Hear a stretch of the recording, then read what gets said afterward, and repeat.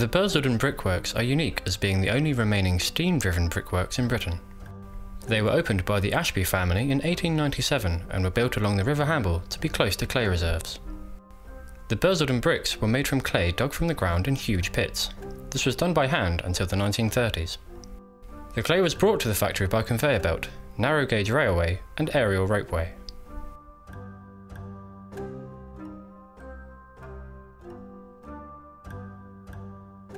I've done most jobs in the brickyard over the years, worked in the pit, and the wind used to blow through the little hut there, because the clay used to come out onto a belt and you had to knock the stones off, and it used to blow and it used to be cold, but you had a fire you could make behind you, put coke on it, so it kept you a little bit warmer, but you were really in the elements up there.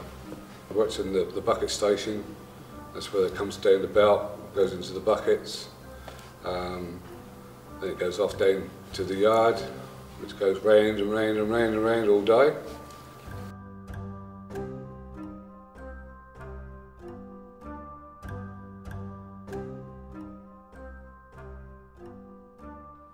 Well, where the buckets, the belts coming from the clay pit, right, that used to come to the filling station, and they used to have these big buckets. I expect you've seen them on each side. They used to fill them up, and they used to come on a rope. Last time they used to just tip them up, fill them up, and push them out, and then they used to come straight on round, and every third one used to come to this yard, but they used to stop two on that yard. They had different handles. There was another yard over there, C&F end. And they used to have trips so that as it come round, one would miss because it had a different handle. Those buckets used to all tip over here.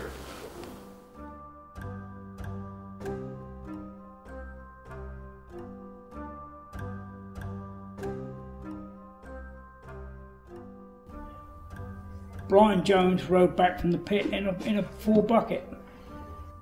And if the chap on the top machine, on the top of the pug mill, if he hadn't seen them, they would have gone through the machine.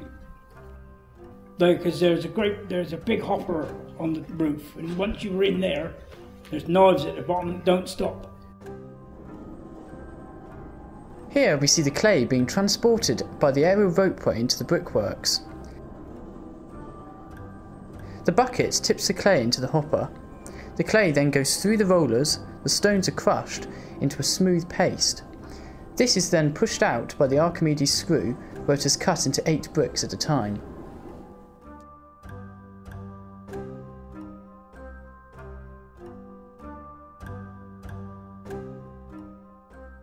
All the brick-making machinery, including the brick press, was run by a steam engine.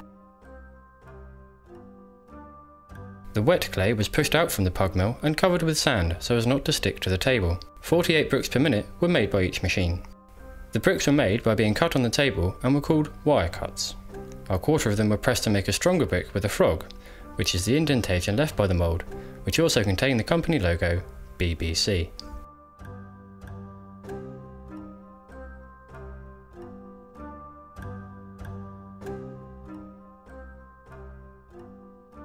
As the clay came out of the sandblaster, there's a bow wire.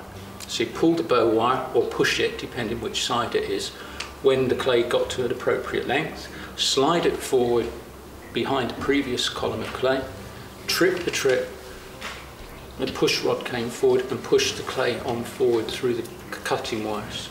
And then you took the two end bit pieces off and threw them onto a table over there, and then back that way now to cut the next one, and it was like that, and you would do that for a quarter of an hour, swap over with the man the other side of the cutting table who was helping load the wheelbarrows and sanding bricks, because you just couldn't do it for much more than a quarter of an hour at a time, otherwise you were just getting too much pain in there.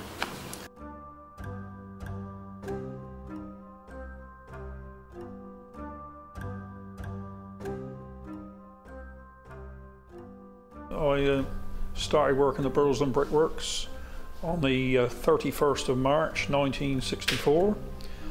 I started on the C&F plant. I was employed on day work rate for the first 2 weeks to get me up to speed of piecework.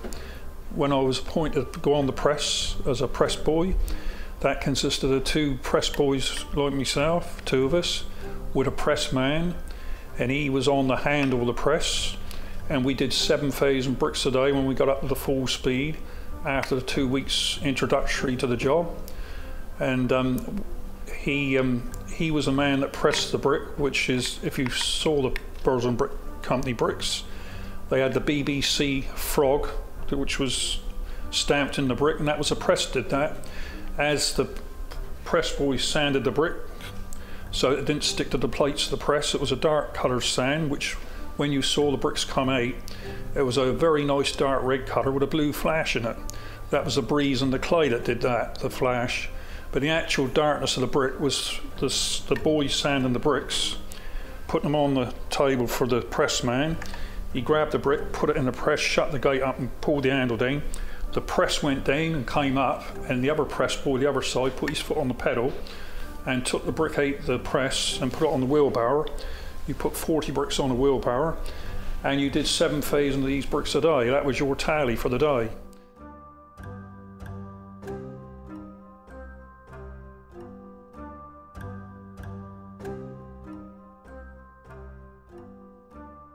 I drove the engine itself. I used to come in at 5:45 in the morning, start it up, and 9 o'clock.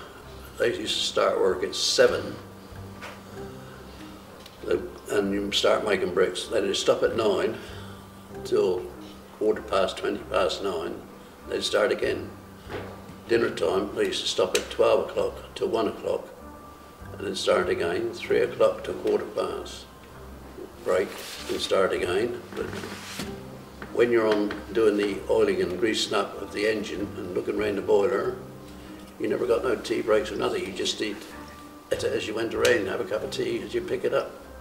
It was scruffy, it was rough, but it was sweet at the end of the week.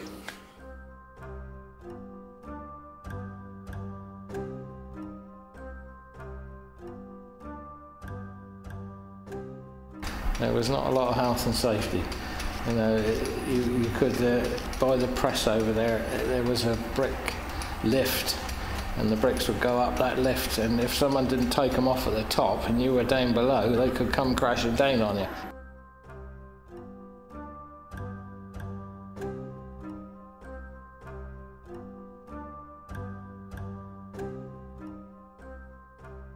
My name is Eric Cleaver, and I started work at the Brickworks in 1943 as a table boy.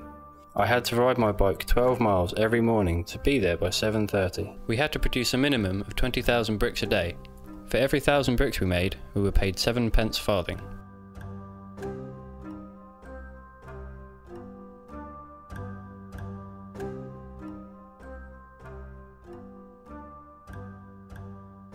Sand was thrown on the barrows and they were moved as soon as they were made. The heated drying sheds revolutionised the process of brickmaking, as they could be dried all year round. The bricks had to be dried before being fired in the kiln, as they contained so much water from the wet clay they would explode. A brick on average lost as much as 3 pounds in weight in water. Bricks had to be dried before being fired, as the wet clay contained a lot of water. A barrow load of 40 bricks were stacked at a time into 2.5 cobs. Each cob had 16 bricks. They were stacked in such a way to allow the warm air from the underfloor steam heating to move freely around them and aid the drying process. Each man ferried 150 barrows of bricks a day, each barrow weighing 25 stone.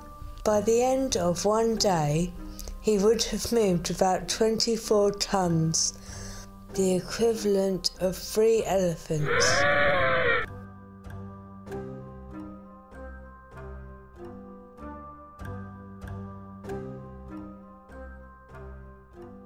Taking bricks 2 at a time off a wheelbarrow, and you had to handle them carefully because they're soft, they're clay.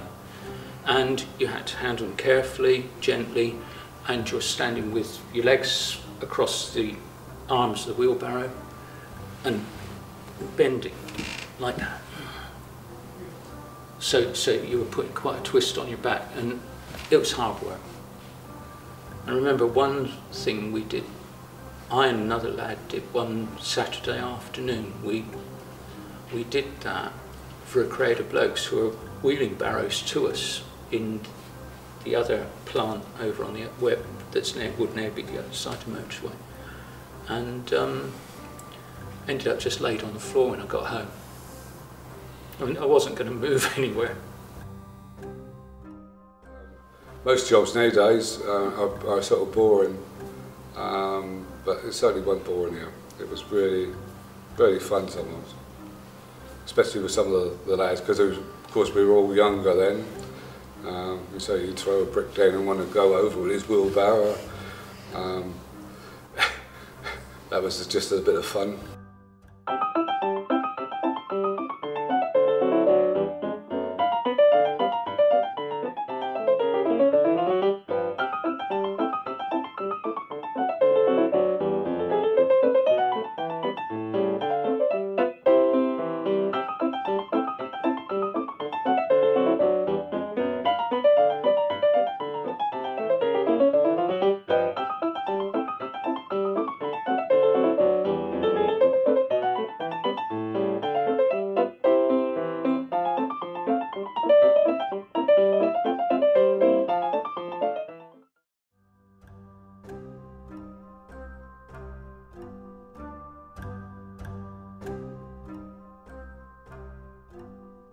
Some days I loved it, you know, and some days it was a bit of a push.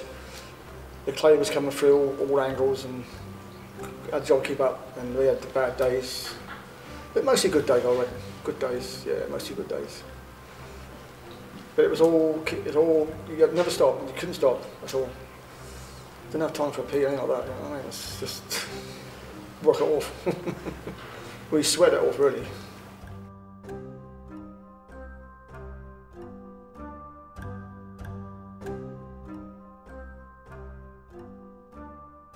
This kiln is a traverse arch Hoffman continuous kiln. It was built in 1897 and is the oldest surviving kiln of its type. There are 12 chambers, and the fires moved through the chambers in a clockwise, continuous motion. The process took 12 days. It took 1 day to set a chamber with about 25,000 bricks and seal it with bricks and clay. The bricks were steamed for 1 day, then preheated for 4 days. Temperatures reached 650 degrees centigrade. Then the bricks were fired for 2 days. Additional coals were dropped in through feeding holes.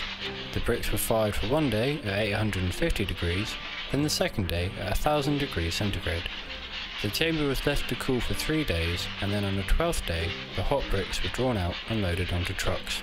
This process moved continuously around, with each chamber firing bricks. The fire never went out, and the kiln men lived nearby and worked shifts to ensure it kept running over 24 hours. The kilns were sealed with clay and bricks before being fired. The kilns were so hot that the men had to wear handkerchiefs on their heads, otherwise their hair would catch fire.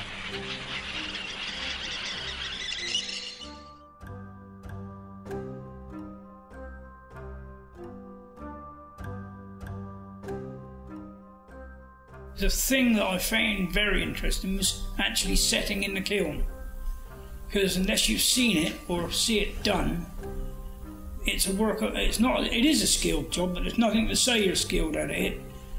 When you put the first lot in, every other lot ties into the one behind it.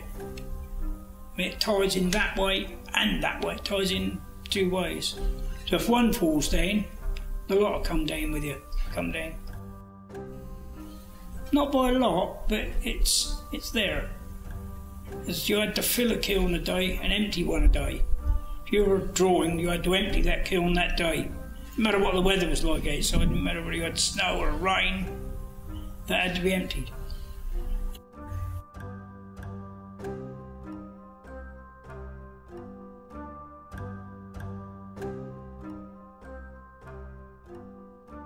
The bricks were removed from the kilns as soon as they had finished being fired. The men had to use cut-up lorry tyres as cleats to pick them up. The finished bricks went to market by road, rail and water. The brickworks had its own railway sidings.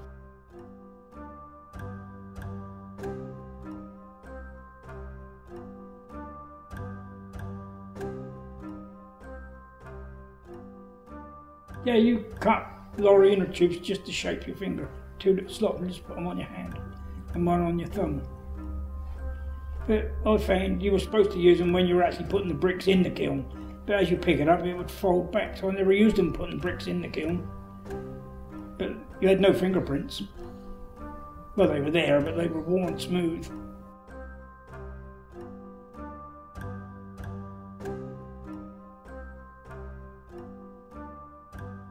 The first class bricks had to be packed in straw.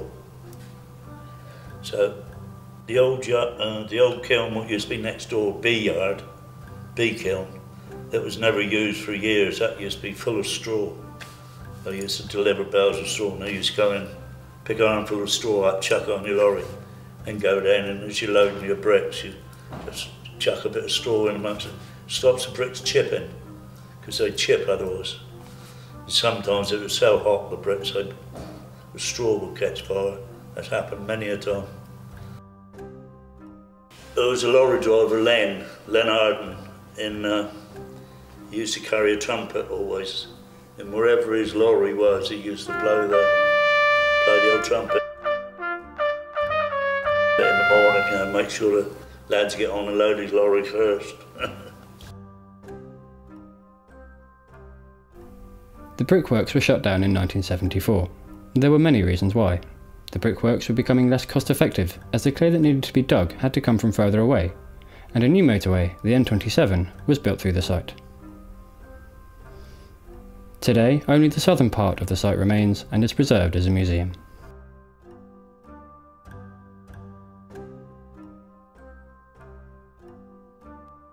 '68 till when it finished, 76. We more or less put it in cotton wool.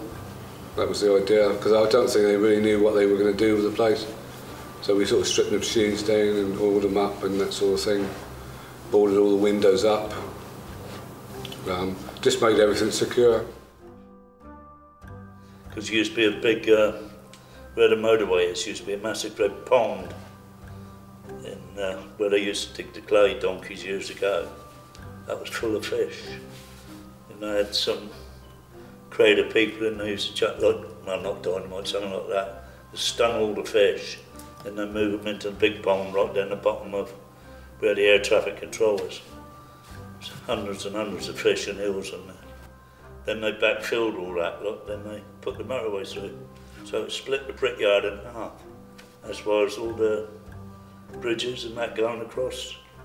The little narrow bridge that goes across the motorway was for when the bucket line used to come across. And they couldn't afford the clay to fall out the bucket onto the motorway. So that's why they built the little narrow bridge across. And just after that, they shut it all. I was given more redundancy. It was phased out really, because obviously the machine chaps got made redundant before the outside kiln gangs, because the process, the bricks are made and they're took away up to the drying sheds here by machine setters. So that's our job finished then when that process finished. So when they made the last bricks, that was us finished, but the outside kiln gangs still have to empty these sheds to put them in the kilns to be burnt. So they stayed longer than us. I believe that the real reason the brickworks shut down was probably that in the middle 70s the Health and Safety at Work Act came in, and I think that where there was quite a lot of protection for workers with the Factories Act before that, with the Health and Safety at Work Act, it would have been very difficult to make this plant compliant with that act at that time. It would be steadier now if it was still open. You know, it's one of those jobs that it was hard work, but you used to have a bit of fun, and it was a good job. It was a really good job. Things not to do on your first day of work. 1. Don't be late.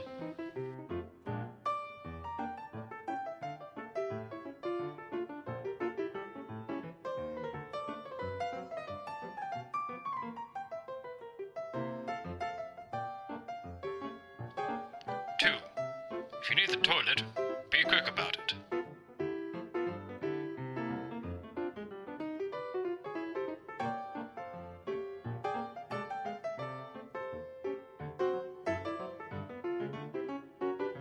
3. Careful, those bricks are hot. Don't drop them.